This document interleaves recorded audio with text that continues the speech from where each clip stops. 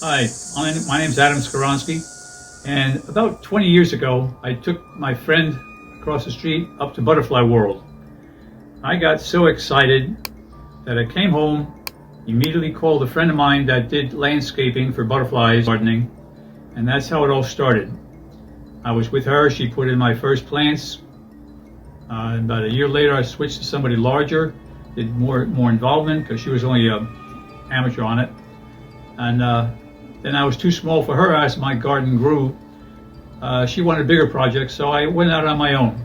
And ever since then, my garden has evolved to have roughly 20 species of butterflies, skippers, and moths. I do it all on my own now. I do my own research. Of course, I belong to the Miami Blue chapter of NABA, so I'm involved with butterflies year-round. But all the landscaping that I have now is basically on my own. I get the nectar plants. First off, I research each butterfly, find out what their host plants are and nectar plants are, and I try and get them. As you'll see in the video later, the yard is full. I'm always trying to get more species in here. It takes time and effort, but it's a pleasure, it's a joy. Can't say anything more than that about it. Talk to us about the aspect of native versus non-native. When I first started, I had a lot of plants that were not native. They were great for the butterflies, but they took a lot more care and a lot more watering. Of course, belonging to the Butterfly chapter and Native Plant Society, I realized that native is the way to go because of the heat, the extreme heat down here in South Florida. They survive. They're from the tropics. So I gradually changed over from non-native to all native. I only have one or two plants that are not really native, but they're not invasive. They are accepted. I forget the terminology for it, but they're accepted down here. And there are good host plants and nectar plants. But nectar, we have plenty of native plants that are good for nectar. It's only the host that we have to be concerned about. So between the Kunti, which has been here for hundreds of years, and all the others, it's native is the way. Right now, because of a lot of reconstruction in my yard, I'm doing my watering basically by hand with a hose. And it doesn't take very long because a lot of the plants don't need any or very little watering. Now, there's a lot of concern for a decrease in insects in general. Can you speak in terms of that as far as your personal insights, personal thoughts, maybe even things you've noticed over the years? Yeah. Over the years, the only time I see a decrease in the activity is if they should come through and spray for mosquitoes. Of course, I have the predators like the birds and the lizards and peacocks, of course. They like to feed themselves, and I have a lot of food here. But as far as the insects diminishing, I have a lot of insects in the ground, in the air, on the plants. It's loaded. So by your comparison, your personal comparison, you feel it's the decrease in insects is cyclical, more based on human interaction and human, when people show up and mess it all up. Yeah, it's more human because of pesticides. People have their gardens and they spray it to keep the gardens the way they like it. Nature will take care of itself. Awesome.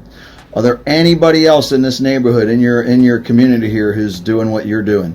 Not one. Not one. You're it. Not one. A lot of people like what I have, and some of them are asking for some of the plants so they can have them in their yard, which will be a start.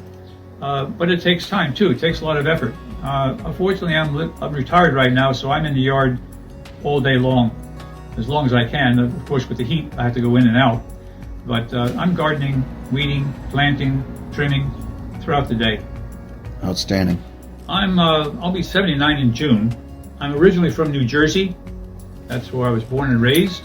I was part of the Boy Scouts up there, so I was part of nature. My mother had a nice garden. There was flowers and roses galore. So I was around plants. Of course, going with the camping with the Scouts, I interacted with nature. The bugs, the insects, reptiles, snakes, of course, and wasps and bees and yellow jackets. Being around wildlife is not new to me, but I never raised it or cultured their landscape or provided for them. But once I came down to Florida, I saw a lot more activity and I lived with it. I enjoyed it. Of course, the butterflies became a big part of my life. Okay, so from New Jersey, where do you live now? Presently, I live in Cutler Bay, Florida, which is about 20 miles south of downtown Miami. It's midway between Miami and the first island of the Keys, Key Largo, Isla Morada. About 10 years ago, I was at Fairchild Tropical Botanical Gardens, and they have meetings and conferences now and then. And this one in particular had a speaker talking about the Atala. The Atala, many years ago, was all over South Florida, but because of the development and construction, their host plant, the Kunti, a cicad, was being ripped out to build roads, houses, developments. But even before that, the army during the World War II was ripping out, and the native Indians was ripping out the Kunti, the roots, to make starch for bread. So consequently, the Atala was almost gone completely. And for many years, the butterfly enthusiasts thought they were gone. But one man found the Atala on one of the lower keys and was totally elated, harvested a lot of their caterpillars. Do you know who that man was? I want to say Mark Minnow. I know Mark. And he started raising them and reintroducing them and speaking about how we have to get the Kunti back because that is their only plant they will use. And the Kunti only grows in South Florida, nowhere else in the world. So without it, you don't have the Atala. So he started that project. Now, I was not part of that project. However, there was a professor at the University of Miami, or FIU, Sandy Coy. She was one of the speakers at that Fairchild conference. And I was put in touch with her, and I became one of the people involved to try and help reintroduce the Atala to South Florida. That's how I got started with the Atala. I got Kunti. Of course, you need a number of them, and I was being fed some of their larvae to try and establish a colony in my yard.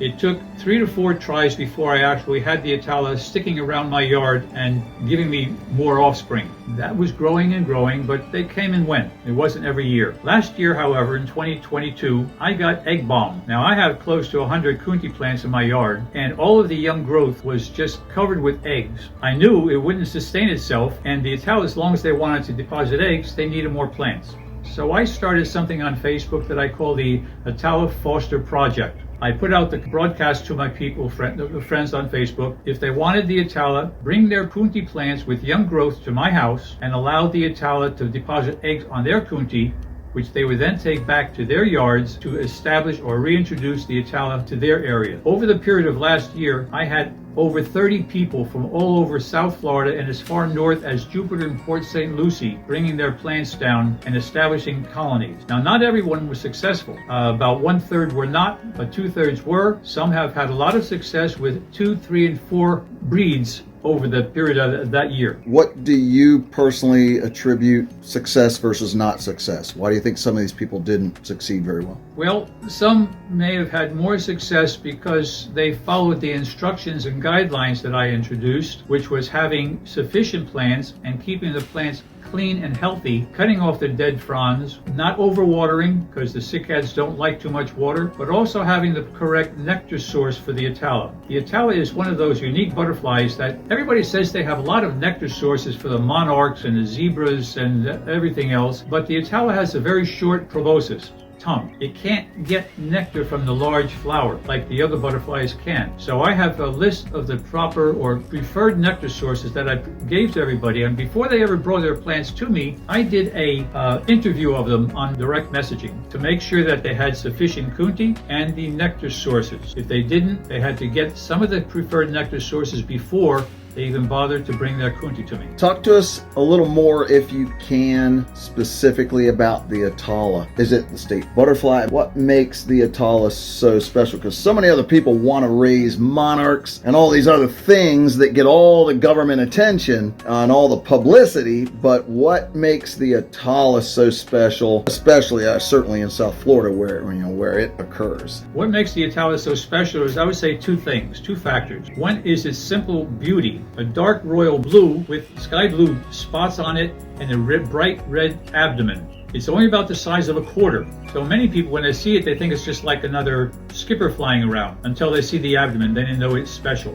The other specialty is that it was nearly extinct. We have managed to bring it back. Now it is shown up in most of the lower half of the Florida Peninsula, including the Keys. It's on the West Coast. Typically, It was only along the coastline on the East Coast, but now it is starting to move over to the West Coast and in some cases in between. Is it considered protected, threatened? Is Florida giving it any aspect of protection to try and keep people from over collecting it, or at least preserving habitat? Well, in preserving habitat, we have the pine rocklands. That's the only place that is protected. The plant is protected, but the coontie is being reestablished. More and more communities and businesses are starting to plant it in their gardens, in their landscape. Communities and the state highways are putting it on the easements. So it's getting much more exposure, let's put it that way. It's hard not to find the coontie when you're driving through the communities or on the highways now. Your long-term goals for your project? Well, the long-term goal is I will continue doing it as long as I have the Atala in my garden producing eggs for people. Once they're not here, then I just tell the people not to bring their plants. As long as they keep giving me eggs in my yard in abundance, then I'll offer to the people to bring their plants if they wish to get eggs on it.